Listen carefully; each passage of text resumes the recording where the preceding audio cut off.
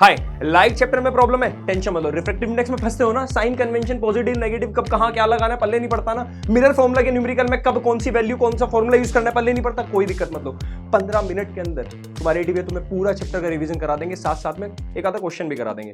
और कोई भी अगर तुम्हें दिक्कत आए ना, बस मुझे बता देना कॉमेंट सेक्शन के अंदर, चीजें लेके हाजिर मैं हो जाऊंगा। ठीक है, शुरुआत करते हैं। सबसे पहले टॉपिक इस चैप्टर के अंदर रिफ्लेक्शन। अब रिफ्लेक्शन दो टाइप का होता है, एक रेगुलर एक डिफ्यूज्ड। डिफ्यूज्ड का एक और नाम है इर्रेगुलर। रेगुलर रिफ्लेक्शन का मतलब जब स्मूथ सरफेस से रिफ्लेक्शन होता है, डिफ्यूज का मतलब जब रफ सरफेस से रिफ्लेक्शन होता है। फिर लॉज ऑफ रिफ्लेक्शन आते हैं, जैसे तुम्हारी मान लो इंसिडेंट रे, ये नॉर्मल, ये रिफ्लेक्टेड, ये तीनों एक ही पॉइंट पे मिलती हैं, एक ही प्लेन के अंदर। एंगल ऑफ इंसिडेंस और एंगल ऑफ रिफ्लेक्शन दोनों बराबर होते हैं। इसके बाद सबसे पहला टॉपिक यहां पे प्लेन मिरर। प्लेन मिरर की अगर मैं बात करूं, तुम्हारा वही मिरर जिसमें तुम अपना सुंदर सुंदर चेहरा देखते हो और तुम्हें लगता है एडीबी सुंदर नहीं, कोई दिक्कत नहीं है, अपनी मम्मी से पूछना कि तुम सुंदर हो नहीं हो। दुनिया में अगर कभी भी खुद पे डाउट है, अपनी मम्मी से पूछ लेना बस, ठीक है, एकदम कॉन्फिडेंस आ जाता है। मम्मी की नजर में तो भाई सब सुंदर है। ठीक है, चलो इसके बाद प्लेन मिरर जब सामने रखा है तो जो तुम्हारा ऑब्जेक्ट है, जितनी दूर ऑब्जेक्ट रखा है इमेज भी उतनी दूर बनती है, पहला पॉइंट। ठीक है, सेम साइज की इमेज बनती है, दूसरा पॉइंट। इमेज सीधी बनती है, इरेक्ट जिसको बोलते हैं, ये तीसरा पॉइंट। अब देखो, वर्चुअल, इरेक्ट और सेम साइज सेम डिस्टेंस। इसके साथ साथ एक और चीज होती है लेटरल इन्वर्जन। मतलब अगर तुम सीधा हाथ उठाओगे तो राइट हैंड उठाओगे तो लेफ्ट दिखेगा, इसको बोलते हैं लेटरल इन्वर्जन। इसके बाद आओ, इसके बाद हम पढ़ते हैं स्फेरिकल मिरर्स। स्फेरिकल मिरर्स में दो मिरर पढ़ेंगे, एक कॉनकेव, केव मतलब गुफा, तो गुफा जैसा होता है, देखो ये रहा। एक कॉन्वेक्स, ये रहा भाई साहब कॉन्वेक्स, है ना। कॉनकेव मिरर की खास बात होती है, ये रियल इमेज भी बना सकता है, वर्चुअल इमेज भी बना सकता है, और सेम साइज की छोटी बड़ी सभी प्रकार की इमेज बना सकता है। बट कॉन्वेक्स सिर्फ वर्चुअल इमेज बनाएगा, वो भी सीधी और छोटी इमेज बनाएगा, ना बड़ी बना सकता, ना सेम साइज की बना सकता, और ना ही रियल इमेज बना सकता। कौन? Convex mirror. अब इसके अंदर सबसे पहली जो चीज हम पढ़ते हैं वो ये, इनके रे डायग्राम्स। जब भी ऑब्जेक्ट तुम्हारा बियॉन्ड सी यानी सी कर्वेचर के पीछे रखा होगा, है ना, तो इमेज हमेशा बीच में बनेगी। इसका उल्टा कर दो, अगर ऑब्जेक्ट बीच में रखा होगा तो इमेज पीछे बनेगी। ठीक है, ऑब्जेक्ट अगर सी पर रखा होगा तो इमेज सी पर बन जाएगी, सेम साइज की। देखो यहां ऑब्जेक्ट बड़ा था, इमेज छोटी, यहां उल्टा, ऑब्जेक्ट छोटा इमेज बड़ी, यहां दोनों चीजें सेम साइज की। ऑब्जेक्ट अगर फोकस पे होगा तो इमेज बनेगी इंफिनिटी पर, ऑब्जेक्ट अगर इंफिनिटी पर होगा तो इमेज बनेगी फोकस पर। सबसे इंपॉर्टेंट केस है ये वाला, अगर ऑब्जेक्ट को पोल, ये पॉइंट और फोकस के बीच में रख दो, है ना, तो हमेशा इमेज तुम्हारी बैक साइड में बनेगी मिरर के, स्क्रीन पर नहीं बनती ऐसी इमेज। याद रखना, एक पॉइंट आता है इमेज फॉर्म्ड ऑन स्क्रीन, इसका मतलब है इमेज रियल है, याद रखने वाली बात। ठीक है, इससे क्वेश्चन तुम्हारे बहुत आसान हो जाएंगे। ठीक है, अब इमेज कहां बन रही है? पीछे। इकलौता मिरर है कॉनकेव मिरर जो वर्चुअल इमेज बड़ी बना सकता है, वर्चुअल इमेज बड़ी। प्लेन मिरर वर्चुअल इमेज बनाता है पर सेम साइज की, कॉन्वेक्स मिरर वर्चुअल इमेज बनाता है पर छोटी। कॉनकेव मिरर इकलौता ऐसा मिरर है जो वर्चुअल इमेज बड़ी बना सकता है। अब कॉन्वेक्स पे आ जाओ, ऑब्जेक्ट कहीं भी रखाओ, इमेज कहां बनेगी? इसके बीच में बनेगी, बिहाइंड द मिरर, स्क्रीन पर नहीं बनती, रियल इमेज नहीं बनती, वर्चुअल बनती है। इन्फिनिटी पे ऑब्जेक्ट है तो इमेज फोकस पर बन गई। अब यूज सुन लो, कॉनकेव मिरर के यूज सबसे पहले डेंटिस्ट तुम्हारे दांत का कीड़ा देखने के लिए करता है, क्योंकि दिमाग का कीड़ा नहीं देखा जाएगा भाई, दांत का कीड़ा देख सकते हैं, है तो कीड़े को सीधा देखना चाहते हैं, बड़ा देखना चाहते हैं, तो कॉनकेव मिरर का यूज करते हैं, ये वाला केस यूज होता है। ठीक है, दूसरा कॉनकेव मिरर तुम्हारा और कहां यूज होता है भाई साहब? टॉर्च में रिफ्लेक्टर के तौर पर, टॉर्च में रिफ्लेक्टर के तौर पर, जिससे लाइट दूर तक फेंकी जाए, पैरेलल भेजी जाए, ये वाला केस यूज होता है भैया। बल्ब को यहां रख देते हैं फोकस पर, तो लाइट बहुत दूर तक जाती है, इंफिनिटी तक। Mirror formula 1/f = 1/v + 1/u, यहां पर याद रखना प्लस है, v image distance, u object distance, f focal length. Magnification -v/u, magnification height of image upon height of object. Magnification होता क्या? कभी भी लिखा जाए ना मैग्नीफाइड इमेज, इसका मतलब है कि इमेज बड़ी बनी है। मैग्निफिकेशन का लेना देना इससे कि हाइट ऑफ इमेज कितनी बड़ी छोटी बनी, इसको बोलते हैं मैग्निफिकेशन। अब यहां तुम्हें दिक्कत आएगी में माइनस प्लस समझा दो पहले तो। चलो एक छोटी सी ट्रिक याद रखना। क्या छोटी सी ट्रिक?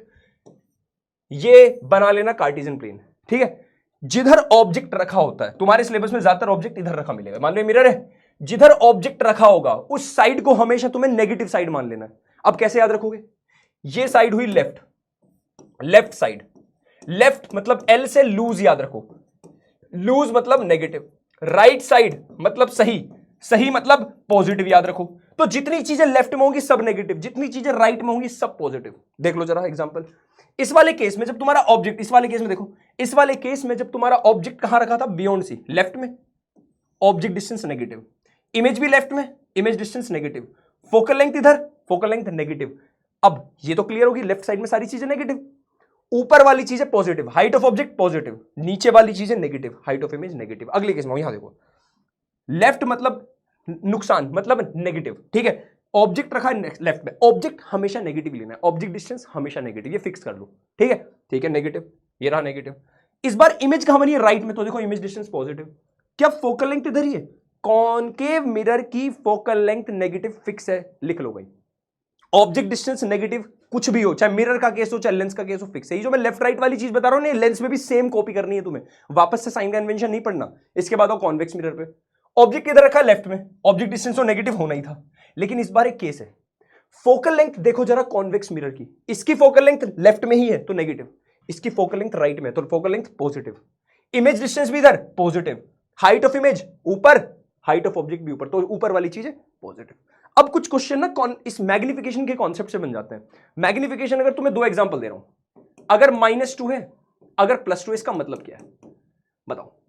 अगर मैं बोल दूं मैग्निफिकेशन ग्रेटर देन 1, मैं बोल दूं मैग्निफिकेशन स्मॉलर देन 1, मैं बोल दूं मैग्निफिकेशन इक्वल टू 1। अब सुनना, ग्रेटर देन 1 का मतलब है हो सकता है 1.2 हो सकता है 2 हो सकता है 2.2 हो सकता है 2.3 हो। स्मॉलर देन 1 का मतलब माइनस नहीं है, स्मॉलर देन 1 का मतलब है हो सकता है 0.2 हो सकता है 0.5 हो सकता है 0.9 हो सकता है 0.01 हो। स्मॉलर देन 1 का मतलब ये है। यहां जो नेगेटिव पॉजिटिव है ना, वो ये नहीं बता रहे कि 1 से छोटा है बड़ा, नहीं, ध्यान रखना, दो चीजें अलग देखनी तुम्हें। साइंस को अलग देखो, नेगेटिव पॉजिटिव को, और नंबर को अलग देखो। नेगेटिव मतलब याद रखना रियल इमेज, पॉजिटिव मतलब याद रखना वर्चुअल इमेज। उसके बाद तुम्हें नंबर को देखना है। अगर नंबर 1 से बड़ा है तो लार्ज इमेज, अगर नंबर 1 से छोटा है, जैसे मान लो तुम्हारा आ गया प्लस का 0.2, प्लस मतलब वर्चुअल, नंबर 1 से छोटा है, 1 से छोटा मतलब छोटी इमेज। तो ये मत कह देना अगर कहीं ये लिखा दिख जाए ना -2, तो ये मत बोल देना 1 से छोटा है, नहीं, तुम्हें 1 से छोटा है बड़ा पॉइंट्स में देखना है। अब ये नंबर देखो, नेगेटिव मतलब रियल, और नंबर है 1 से बड़ा मतलब इनलार्ज्ड इमेज, बड़ी इमेज। यही सारी गाथा यहां लिखी हुई है मैंने, ठीक है। मैग्निफिकेशन स्मॉलर देन 1 होगा, अगर 1 से छोटा है तो स्मॉल इमेज है, 1 से छोटा है तो स्मॉल इमेज है, प्लस है तो वर्चुअल है, नेगेटिव है तो रियल है। यही सारे केस दिए। अब यहां पे दो केस है, एक ये वाला और एक ये वाला। सिर्फ ये दो वैल्यूज देख के तुम बता सकते हो कौन से मिरर की बात हो रही है। बताओ, मैग्निफिकेशन इक्वल्स टू 1, जब भी इक्वल 1 होगा तो सेम साइज की इमेज होगी, सेम साइज। प्लस मतलब वर्चुअल। सोच के बताओ ऐसा कौन सा मिरर है जो वर्चुअल इमेज सेम साइज की बनाता हो? अरे प्लेन मिरर।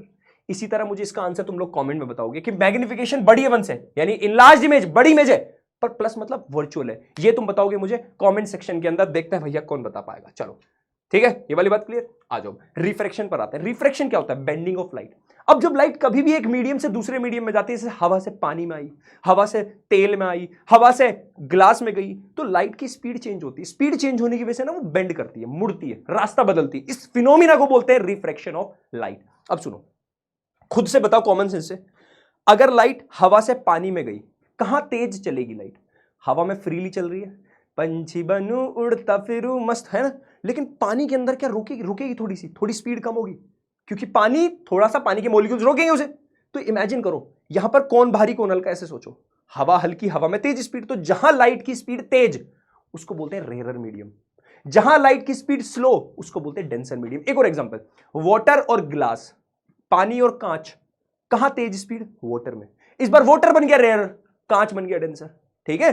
तो रेयर और डेंसर हम कंपैरिजन में बताते हैं। अब इसके बाद आती है बात लॉज ऑफ रिफ्रैक्शन की। लॉज ऑफ रिफ्रैक्शन में सबसे पहली चीज, लाइट आई इंसिडेंट रे, ये नॉर्मल और ये रिफ्रैक्टेड रे, ये तीनों एक ही पॉइंट पर जरूर मिलती है, एक ही प्लेन में। ये बिल्कुल रिफ्लेक्शन वाले लॉज की तरह। दूसरा स्नेल्स लॉ, स्नेल साहब ने कहा कि ये जो एंगल आई बना, ये जो एंगल आर बना, इनके आगे लिख दो साइन। ये ट्रिग्नोमेट्री से रिलेटेड है, जिसने मैथ्स में ट्रिग्नोमेट्री पढ़ ली बढ़िया बात है, वरना अभी इतना ही याद रखो, sine I upon sine R. ये जो रेशो आया इनका, ये हमेशा कांस्टेंट आता है। क्या आता है? हमेशा कांस्टेंट।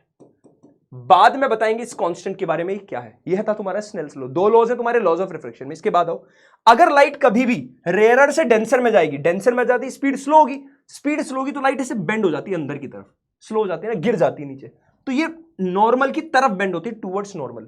लेकिन लाइट अगर उल्टा पानी से हवा में जाए तो पानी में स्पीड स्लो है, हवा में तेज होगी, तेज होती लाइट पता दूर भागती, एकदम बहुत तेज भागती है ना, तो इस नॉर्मल से दूर चली जाती है, अवे फ्रॉम नॉर्मल।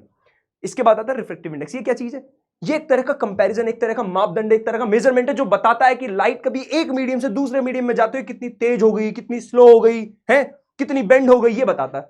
तो रिफ्रैक्टिव इंडेक्स दो टाइप का, एक एब्सोल्यूट, एक रिलेटिव। एब्सोल्यूट का मतलब लाइट कभी भी एयर से गई वाटर में, एयर से गई ग्लास में, एयर से गई केरोसिन में, एयर से गई ब्लड में, एयर से कहीं भी जा रही है, तो जो रिफ्रैक्टिव इंडेक्स आया, जो वैल्यू आई, उसको बोलते हैं एब्सोल्यूट रिफ्रैक्टिव इंडेक्स। एग्जांपल, मान लो लाइट गई एयर से वाटर, तो एयर में लाइट की स्पीड थी मान लो c। ये c क्या है? 3 इंटू 10 की पावर 8। नॉर्मली लाइट की स्पीड जो वैक्यूम में होती है ना वो होती है इतनी 3 इंटू 10 की पावर 8, है ना। एयर में बहुत मामूली सी कम होती है, पर एयर में भी हम कितने लिख देते हैं, c। तो क्या, जहां से लाइट आई वो वाली स्पीड ऊपर, जहां लाइट गई वो वाली स्पीड नीचे। लाइट एयर से आई, स्पीड ऊपर एयर में, पानी में चलेगी, पानी में स्पीड इतनी v। तो ये जो निकल के आया इसको बोलते हैं हम refractive index of water. Water के अंदर गई है ना लाइट, जहां गई है उसकी रिफ्रैक्टिव इंडेक्स आई है। यानी लाइट पानी में जाते हुए लाइट की स्पीड इतनी कम या ज्यादा हो गई, कमी होती है ऑब्वियसली, इसको बोला absolute refractive index of water जब निकल के आई। मान लो लाइट हवा से गई तेल में, तो ऊपर स्पीड हवा वाली लाइट की, नीचे स्पीड जब लाइट तेल में गई तो निकल के आया रिफ्रैक्टिव इंडेक्स ऑफ तेल। इसको बोलते हैं एब्सोल्यूट रिफ्रैक्टिव इंडेक्स, यानी लाइट हवा से जानी चाहिए कहीं। रिलेटिव पे आ जाओ, अब लाइट मान लो वाटर से गई ग्लास में, वाटर से ग्लास, वाटर से आ रही है, वाटर से आई लाइट ग्लास में चलेगी, जहां से आई वो स्पीड ऊपर, यानी वाटर में जो लाइट की स्पीड थी v1, जहां चली गई वो स्पीड नीचे ग्लास में चली गई। तो ये जो रिफ्रैक्टिव इंडेक्स आया इसको बोला relative refractive index of glass. जहां लाइट गई उसका रिफ्रैक्टिव इंडेक्स निकलता है। Clear, v1 upon v2। अब ये जो याद करो, जो कांस्टेंट बताया था, बाद में पता चला ये कांस्टेंट कोई और नहीं, रिफ्रैक्टिव इंडेक्स ही निकला। ये तीसरा फॉर्मूला। चौथा फॉर्मूला एक और देख लो, मान लो तुम्हें लाइट एयर से वाटर गई, तुमने रिफ्रैक्टिव इंडेक्स निकाला, ये एब्सोल्यूट वाला है, किसका, वाटर का, इसको n1 बोल दिया। लाइट एयर से ग्लास में गई, वहां तुमने एब्सोल्यूट रिफ्रैक्टिव इंडेक्स निकाला, इसको तुमने n2 बोल दिया, किसका, ग्लास का। अब क्वेश्चन वाले ने ये बात तो तुम्हें बताई नहीं, पर तुम्हें पता है, क्वेश्चन वाले ने डायरेक्ट दिया क्वेश्चन, बोला वाटर में रिफ्रैक्टिव इंडेक्स है 1.2, ग्लास में रिफ्रैक्टिव इंडेक्स है 1.5, बताओ relative refractive index of glass. Light water से ग्लास में जा रही है, तो इस बार उल्टा कर देना है। हर बार हम फॉर्मूले में ऊपर वो लिख रहे हैं जहां से लाइट आई, नीचे वो लिख रहे हैं जहां लाइट गई, इस बार उल्टा कर दो। ये वाला रिफ्रैक्टिव इंडेक्स n2 तो लिख दो ऊपर, और ये वाला रिफ्रैक्टिव इंडेक्स लिख दो n1 नीचे। तो जो निकल के आया relative refractive index of glass आया। चलो आगे बढ़ जाते हैं, 1 2 3 एंड गो। इसके बाद है ग्लास स्लैब। ग्लास स्लैब में लाइट जैसी एंटर करेगी भाई साहब, एंटर करते ही लाइट क्या होगी, बेंड होगी टुवर्ड्स नॉर्मल हो गई, बाहर निकलती अवे फ्रॉम नॉर्मल निकल हो गई। लाइट को जाना यहां से था, चली यहां से गई, जो बीच में गैप आया, लाइट इतना रास्ता भटक गई, इसको बोलते हैं लेटरल डिस्प्लेसमेंट या लेटरल शिफ्ट भी बोलते हैं, लेटरल शिफ्ट। लाइट जिस एंगल से बाहर निकली, इस एंगल को बोलते हैं एंगल ऑफ इमरजेंस। क्या बोलते हैं, एंगल ऑफ इमरजेंस। मतलब इमरजेंस का मतलब बाहर निकलना, इमर्ज का मतलब बाहर निकलना। इस रे को बोलते हैं इमरजेंट रे। यह है रिफ्रैक्टेड रे, यह है इंसिडेंट रे, यह है एंगल ऑफ रिफ्रैक्शन, यह एंगल ऑफ इंसिडेंट। ठीक है, अब लेंस दो प्रकार के होते हैं, लेंस पे आ गए। लेंस कौन कौन से, कॉन्वेक्स एक कॉन्केव। कॉन्वेक्स लेंस बिल्कुल कॉन्केव मिरर जो हरकत कर रहा था ना, कुछ कुछ ऐसी करता है, पर इसमें लाइट आर पार निकल जाती है। कॉन्वेक्स लेंस रियल इमेज भी बना सकता है, वर्चुअल भी बना सकता है, बड़ी इमेज, छोटी इमेज, बराबर की इमेज, तीनों बना सकता है। बट कॉन्केव लेंस सिर्फ वर्चुअल इमेज बना सकता है, वो भी छोटी, है ना। इरेक्ट तो बनाएगी मतलब सीधी, वर्चुअल इमेज इरेक्ट ही होती है, याद रखना, सीधी होती है। और रियल इमेज इन्वर्टेड होती है, उल्टी होती है, याद रखना ये बात, ठीक है। ये उल्टी बनाएगा इमेज, ठीक है। आ जाओ इधर, लेंस फॉर्मूला याद करो। मिरर फॉर्मूले में बीच में प्लस था, यहां माइनस आएगा। मैग्निफिकेशन में वहां माइनस था, यहां प्लस आएगा। मैग्निफिकेशन बाकी यही है। साइन कन्वेंशन सेम यूज होने दोनों के अंदर, ठीक है। आज इसके बाद कॉन्केव लेंस की रे डायग्राम, ऑब्जेक्ट कहीं भी रखो, इमेज सेम साइड बन जाएगी। जैसे तुम्हारा बिल्कुल कहां हुआ था, याद करो, तुमने कॉन्वेक्स मिरर पढ़ा था, उसमें जैसा हुआ था ना, बिल्कुल वैसा ही हो रहा है, क्योंकि ये डाइवर्ज करता है, डाइवर्जिंग मिरर है। तो तुम्हारी इमेज जिधर ऑब्जेक्ट रखा वहीं बन गई छोटी सी सीधी। ऑब्जेक्ट इन्फिनिटी पर, तो इमेज बन गई तुम्हारी कहां, फोकस पर। देखो पीछे बढ़ा के देखी, पहला केस इसका आ जाओ, याद करो उसमें क्या था, ऑब्जेक्ट पीछे रखा था, इमेज बीच में।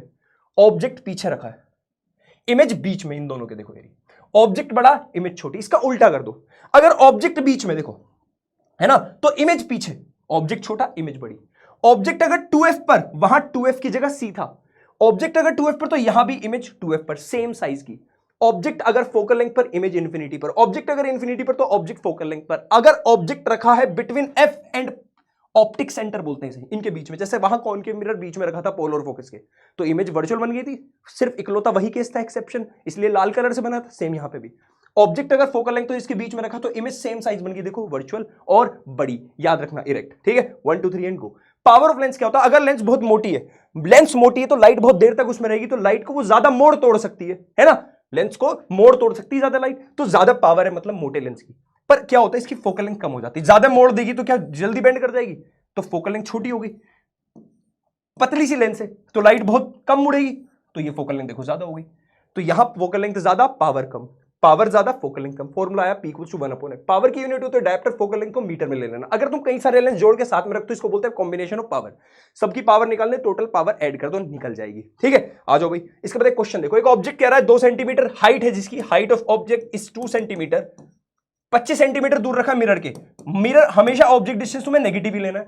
Mirror forming an image, image निकाली v इक्वल्स टू 50। अब इमेज डिस्टेंस पॉजिटिव नेगेटिव हम कैसे पता, कह रहा है ऑन स्क्रीन, यानी रियल इमेज। रियल इमेज सिर्फ कौन सा मिरर बना सकता है, कॉनकेव मिरर बना सकता है भाई, है ना, कॉनकेव मिरर रियल इमेज बना सकता है। ये क्लियर हो गया। तो ऑब्जेक्ट अगर इधर है तो इमेज भी इधर होगी। पता चल गया। यहां से फोकल लेंथ निकालनी 1/f equals to 1/v plus 1/u। ठीक है, 1/f निकालना है। v तुम्हारा कितना, माइनस का 50, u तुम्हारे कितना, माइनस का 25। देखो प्लस माइनस माइनस आ जाएगा, तो फॉर्मूला आया 1/f इक्वल्स टू, एलसीएम आया 50, 50 1 जा 50, माइनस है तो -1, प्लस माइनस हुआ -25 2 जा, ये आया -3/50।